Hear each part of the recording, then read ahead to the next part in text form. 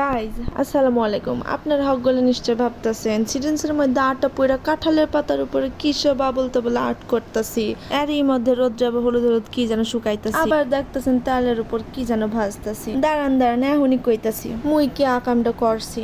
এই যে দেখেন চাইলের একটা সুচ ফুটানো সিরিঞ্জের মধ্যে পুইরা এখন কাঁঠালের পাতার উপর যেই দিক দিয়ে মন চাইতেছে দিতাছি টা দেখেন কতগুলো কইরা ফেলছি। এইগুলো এখন তাওয়ার উপর রাইখা ঢাকনা দিয়া ঢাইকা ভাপ দিতেছি। এই যে দেখুন আমার ভাপ দেওয়া হইয়া গেছে। এইবার আবার কাঁঠালের পাতার উপর আটা পালিশ কইরা আবার ভাপ দিতেছি। ভাপ দিয়ে আবার মোর হইয়া গেছে গা। এই যে দেখুন কতগুলা কইরা ফেলছি। এখন এগুলা আমি রোদ্রে শুকাইতে দিতে যাইতেছি।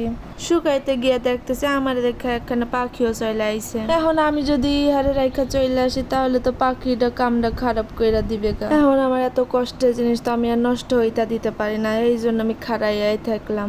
দাঁড়াইয়া থাকতে যাই তো মুই ক্লান্ত হইয়া গেছি গা, এই জন্য সবগুলা নিয়ে আইছি। এইবারে সব কয়টা একে একে তেলের উপর নিয়ে ভাজতে হইব।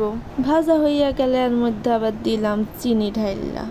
আবার আমি পাতাগুলা ভাজতে আইছি। আসলে পাতা না পাতার উপরে আটা এখন হয়তো বোঝা যাইতেছে না। এর মধ্যে বলতে ভুল লাগিছে এইগুলার আসলে সিরিঞ্জ পিঠা কয়। এর মধ্যে ভাজা আবার মোর হইয়া গেছে। আমি আবার চিনি ছিটাইয়া দিলাম। মোর হইয়া গেছে। ভিডিওটি ভালো লাগে সবাই লাইক কমেন্ট শেয়ার করে দিবেন।